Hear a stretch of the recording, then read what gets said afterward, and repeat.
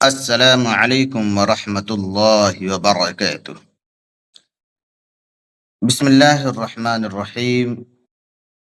رب یسر ولا تعسر وتمم بالخیر وبک نستعین یا فتاح رب زدنی علما۔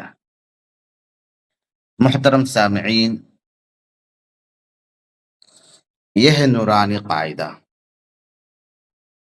نورانی قاعدہ کیوں پڑھا جاتا ہے؟ نورانی قاعدہ کسے کہتے ہیں؟ اسے جاننے سے پہلے ہمیں یہ جاننا ہے، یہ جو لکھا ہوا ہے تعوذ، کیا لکھا ہوا ہے؟ تعوذ۔ یہ تجوید کی اصطلاح ہے۔ تعوذ، تعوذ کا مطلب کیا ہے؟ اعوذ باللہ من الشیطان الرجیم۔ تعوذ کا مطلب ہوا اعوذ باللہ من الشیطان الرجیم۔ تسمیہ، تسمیہ کا مطلب بسم اللہ الرحمن الرحیم، یہ ہے تسمیہ کا مطلب۔ آگے لکھا ہوا قاعدہ، یہ جو نورانی قاعدہ ہم جو پڑھنے جا رہے ہیں، اس قاعدے کا مطلب کیا ہے؟ یہاں پر اسی کو بتایا گیا ہے، جس کتاب میں قرآن مجید پڑھنے کے طریقے بتائے جائیں اس کو قاعدہ کہتے ہیں، اس کو قاعدہ کہتے ہیں۔ یہ قاعدہ کا مطلب جو ہم قاعدہ پڑھنے جا رہے ہیں، اس کا مقصد ہے قرآن کو صحیح پڑھنا۔ اس کا مقصد ہے قرآن کو صحیح پڑھنا۔ آگے لکھا ہوا نقطوں کی پہچان، کیا ہے؟ نقطوں کی پہچان، کہاں کہاں نقطہ آتا ہے، تو اس کو لکھے ہیں نوٹ۔ کیا لکھا ہوا؟ نوٹ۔ لکیر کے نیچے ایک نقطہ، لکیر کے اوپر 2 نقطے، لکیر کے اوپر 3 نقطے، لکیر کے نیچے 2 نقطے۔ اب آگے بتا رہے ہیں کہ بچوں کو بتائیں کہ نقطے صرف حروف کے اوپر آتے ہیں یا نیچے؟ حروف کے اوپر آتے ہیں یا نیچے؟ کسی حرف کے بیچ میں یا پیٹ میں نقطہ نہیں آتا۔ اس چیز کا جاننا ہمارے لیے ضروری ہے کہ نقطے جو ہیں وہ اوپر آتے ہیں یا صرف نیچے آتے ہیں۔ آگے دیکھتے ہیں، آگے جو بتایا جا رہا ہے،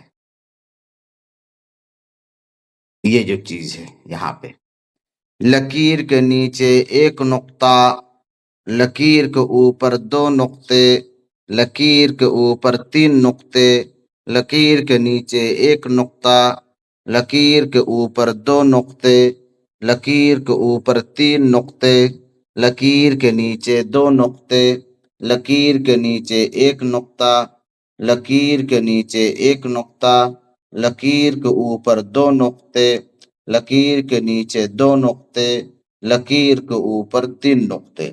یہ نقطہ یا تو اوپر نقطہ آئے گا یا پھر نیچے نقطہ آئے گا، کسی کے پیٹ میں یا بیچ میں نقطہ نہیں آئے گا۔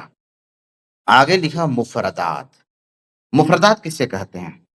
مفردات وہ حرف جو الگ الگ ہو، وہ حرف جو الگ الگ ہو اسے مفردات کہتے ہیں، یا الگ الگ پڑھایا جاتا ہو۔ تو اس میں بتا رہے کہ مفردات پڑھانے میں چند باتوں کا خیال رکھیں۔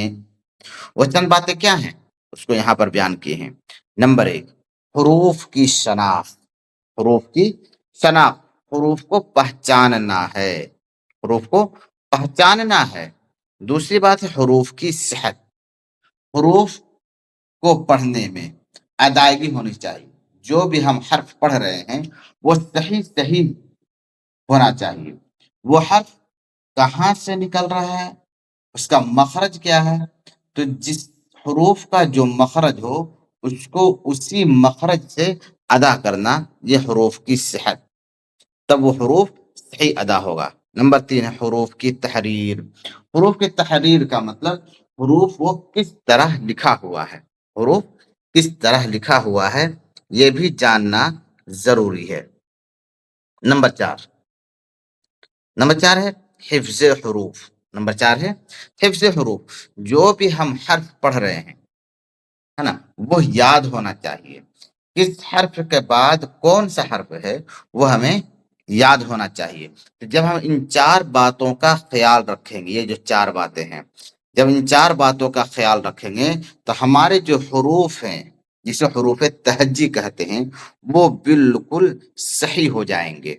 اور قرآن پڑھنے سے پہلے ان حروف کا صحیح ہونا ضروری ہے۔ جب حروف صحیح ہوں گے تب جا کر ہم قرآن صحیح پڑھیں گے۔